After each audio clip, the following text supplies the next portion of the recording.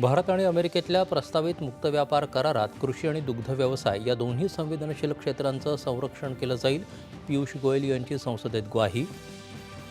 Bharat America दरम्यानचा करार श्रमकेंद्रित क्षेत्र आणि उत्पादन क्षेत्रांसाठी महत्त्वपूर्ण ठरेल, गोयल यांनी व्यक्त केला विश्वास. पंतप्रधान येत्या 7 आणि 8 फेब्रुवारीला मलेशिया दौऱ्यावर जाणार. दोन्ही राष्ट्रप्रमुखांमध्ये द्विपक्षीय बैठक नियोजित.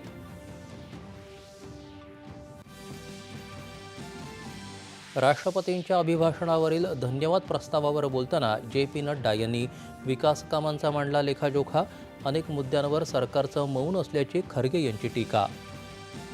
संसद भवन परिसरात राहुल गांधी यांनी केंद्रीय मंत्री रवनीत सिंग बिट्टू यांच्याबद्दल वापरलेला अपशब्द संपूर्ण शीख समाजाचा अवमान, भाजपाचा आरोप.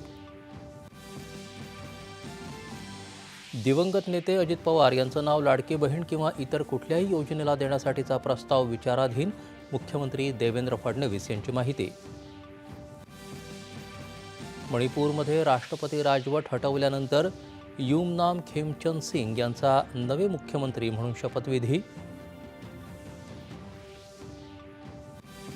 मुंबई पुणे द्रुतगती मार्गावर टँकर उलटल्यानं 30 तासांपासून वाहतूक कोंडी कायम. अडकलेल्या प्रवाशांना सुविधा देण्याचे तसंच टोल वसुली न करण्याचे उपमुख्यमंत्र्यांचे निर्देश.